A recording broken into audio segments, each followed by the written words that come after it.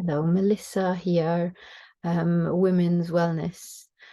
I want to show you 4 exercises, which you could do either if you have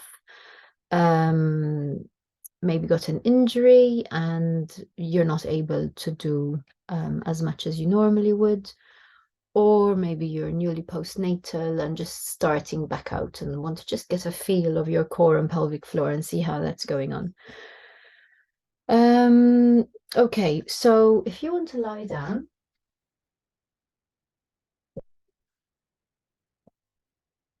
find your neutral pelvis. So you don't want to be arched, you don't want to be tucked under, you want to have a nice middle ground there. So the pubic bone is about level with your hip bones. If you put a coffee cup on your lower belly, it wouldn't tip either way, it would stay level.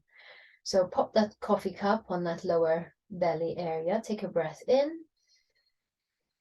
As you exhale, we're going to think of engaging your core pelvic floor, slide the leg away and return, and then inhale when you're stationary, and then we'll swap over legs. Exhale, engage core pelvic floor as you slide the leg away and return it. So do about 10 of those, so 5 with each leg. And then we're going to do pullovers with the arms. So same position, lying down on the floor. This time, what I want you to really focus on is the rib cage. So we're going to be moving your arms up here. I'm doing it the way I don't want to see it, where I'm lifting my back off the floor and arching, flaring my ribs up to the ceiling. What I want to see is we're keeping that middle back pushed down into the ground and the rib cage closed and engaged, the tummy engaged, bringing those rib cage down into the tummy. So starting with your hands on the floor, take a breath in. As you exhale, engage core pelvic floor. And then inhale here. Exhale through the movement. So I'm doing your exhale always on the movement and your inhale when you're stationary.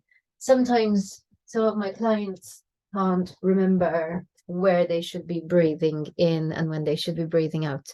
So in this case, I will say focus on inhaling when you're not moving, exhaling on the movement. And that's when we're moving is when we want our core pelvic floor to be engaged. So I always try and time that exhale on the movement. Then we've got some rotation. Again, you want to do about 10 of those.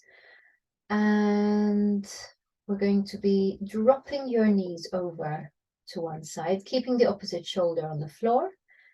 And then inhale down here, exhale, and drop your knees over to the other side. Inhale when you're stationary. As you exhale, engage core and pelvic floor. Exhale over all the way to the other side. Always trying to keep that opposite shoulder to the floor. If you can't reach your legs to the floor, favor keeping the shoulder on the ground, okay? Again, maybe do about 10 of those. And then lastly, because obviously we want to really get you off the floor, it's all well and good. Oh, I've got a little visitor. It's all well and good, and she's in her pants. Right, sit here for a second. I'm just finishing this. It's all well and good doing core pelvic floor activations when you're lying down on the floor, but it's not really very functional. If you are struggling standing out of a chair, either because of knee issues or back issues, it's still something that you're going to have to be doing, even to sit on the toilet. So you need to keep these muscles working. So the best thing I have found to do is to have a table in front of you, so just your dining table, chair.